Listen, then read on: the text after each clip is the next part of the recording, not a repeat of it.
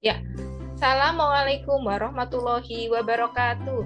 Selamat pagi anak-anak. Hari ini kita akan belajar tentang organ pernapasan pada manusia. Setelah tema kemarin kita telah belajar tentang organ gerak pada manusia ya. Nah, di sini manusia bernapas untuk memasukkan udara ke dalam tubuh. Udara mengandung oksigen dan oksigen itu dibutuhkan untuk mendapatkan energi dari makanan.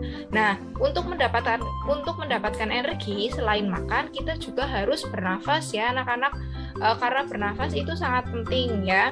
Selain makan juga penting, bernafas juga penting ya, karena jika kita bernafasnya tidak betul, badan kita akan menjadi lemas. Nah, organ pernafasan pada manusia itu ada apa saja sih? Nah, di sini organ pernapasan manusia itu ada rongga hidung, rongga mulut, faring, laring, trakea, paru-paru, bronkus, bronkiolus, dan alveolus. Nah, untuk mengetahui fungsinya lebih lanjut, kita akan belajar satu-satu ya anak-anak. Nah, yang pertama ini dari rongga hidung terlebih dahulu. Hidung sendiri terdiri dari bagian lubang, rongga, dan ujung rongga hidung. Di dalam hidung terdapat bulu-bulu halus yang berfungsi menyaring udara sebelum masuk ke tubuh. Itulah mengapa bernapas menggunakan hidung jauh lebih sehat daripada menggunakan mulut. Sebab bulu-bulu halus akan menyaring kotoran atau debu yang masuk. Nah, anak-anak, jika kita bernafas sebaiknya menggunakan hidung ya, jangan menggunakan mulut, karena di dalam hidung kita terdapat tadi bulu-bulu halus yang fungsinya untuk menyaring udara yang kotor. Nah, hasil dari saringan tersebut biasanya kita ada di hidung itu ada kotoran hidung ya. Nah, itu hasil dari saringan udara yang kotor, sehingga udara yang masuk ke dalam tubuh kita itu sudah bersih. Nah, selanjutnya itu tenggorokan. Nah, tenggorokan ini terdiri dari faring dan laring. Faring itu tekak ya anak-anak, ini yang ada di atas ini namanya faring. Faring berbentuk seperti tabung corong yang terletak di belakang rongga hidung mulut.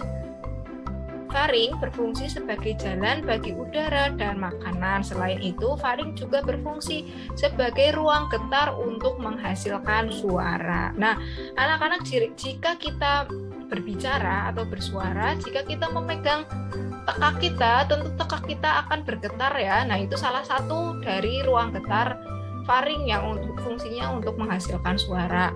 Kemudian ada laring atau pangkal tenggorokan. Nah, ini laring ya. Laring terdapat di antara faring dan trakea. Dinding laring tersusun dari 9 buah tulang rawan atau kemarin kita sebut kartilago ya. Salah satu tulang rawan tersusun dari 2 lempeng kartilago hialin yang menyatu dan membentuk segitiga. Bagian ini disebut jakun. Di dalam laring juga terdapat pita suara. Pita suara merupakan selaput lendir yang membentuk 2 pasang lipatan dan dapat bergetar menghasilkan suara. Nah, di laring ini terdapat jakun ya anak-anak, yang bisa kita pegang di tenggorokan kita ini. Nah, di bagian sini kan agak muncul ya, ini namanya jakun ya anak-anak. Nah, di sini juga terdapat pita suara yang dimana kita bisa berbicara menghasilkan suara itu dari pita suara. Nah, selanjutnya adalah trakea. Nah, ini trakea ya anak-anak. Trakea. Trakea terletak di depan kerongkongan dan terdiri dari tulang rawan seperti cincin. Nah, ini ada cincin yang seperti cincin tersusun-susun ya anak-anak.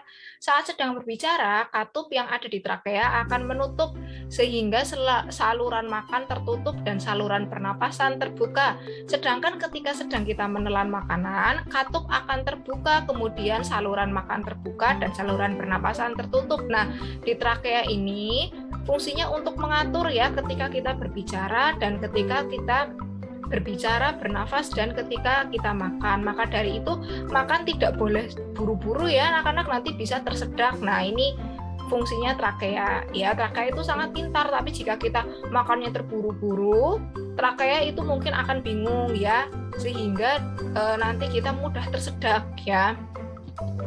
Nah, selanjutnya paru-paru. Nah, anak-anak, di sini paru-paru ini yang berwarna merah ini ya, ini semuanya adalah paru-paru. Nah, ini ada paru-paru kanan dan paru-paru kiri. Paru-paru terletak di dalam rongga dada bagian di atas. Rongga dada dan rongga perut dipisahkan oleh sekat namanya diafragma. Nah, ini yang namanya diafragma. Paru-paru terbagi menjadi dua bagian, yaitu paru-paru kanan dan paru-paru kiri. Paru-paru kanan terdiri dari 3 gelambir dan paru-paru kiri terdiri dari 2 gelambir. Paru-paru dibungkus oleh selaput paru-paru tipis yang disebut pleura. Nah, dalam paru-paru ini terdapat banyak sekali bagian ya anak-anak. Nah, apa saja bagian paru-paru akan kita bahas satu-satu ya. Nah, yang pertama di sini ada bronkus.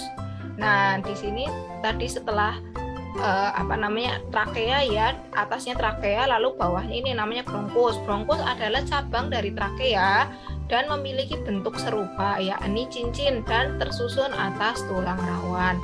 Ada 2 bronkus yang terdapat pada sistem pernafasan, yaitu bronkus kanan dan bronkus kiri.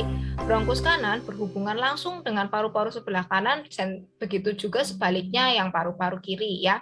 Fungsi bronkus sendiri adalah mengantarkan udara baik oksigen dan karbon dioksida dari dan menuju paru-paru.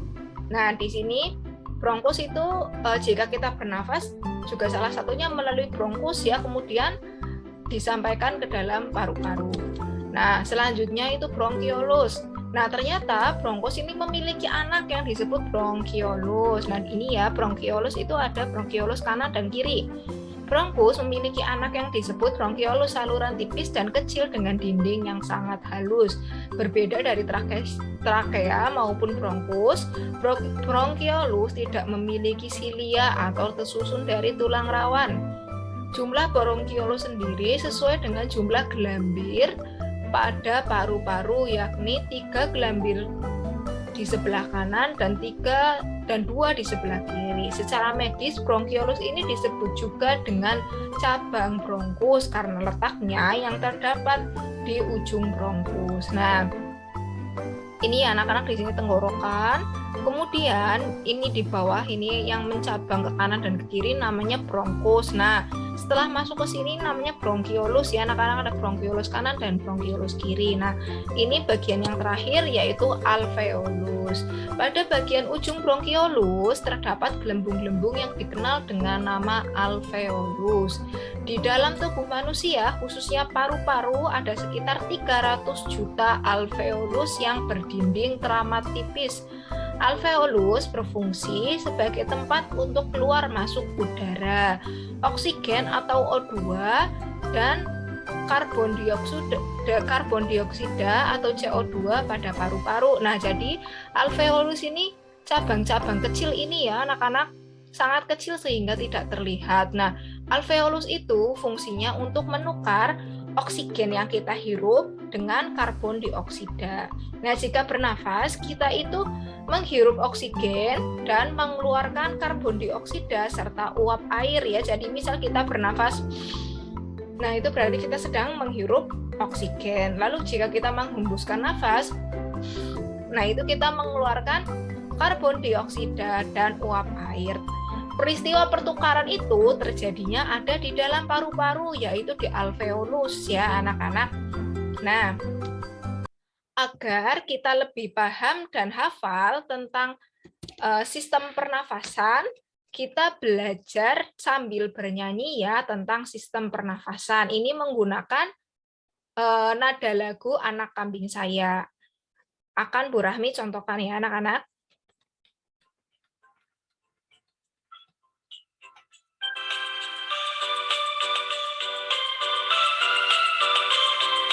Ayo belajar sistem pernapasan, oksigen ke hidung, faring-laring trakea, lewati bronkus juga bronkiolus, sampai alveolus hidupkan CO2. Hirup oksigen, hei hei, hirup oksigen, hei hei, hirup oksigen, hembuskan CO2. Hirup oksigen, hei hei, hirup oksigen, hei hei, hirup oksigen, hembuskan CO2. Nah, demikian ya anak-anak lagu tentang sistem pernafasan. Lagu ini boleh kalian nyanyikan supaya kalian hafal tentang urutan pernafasan pada manusia. Sekian dulu ya belajar pada pagi hari ini. Wassalamualaikum warahmatullahi wabarakatuh.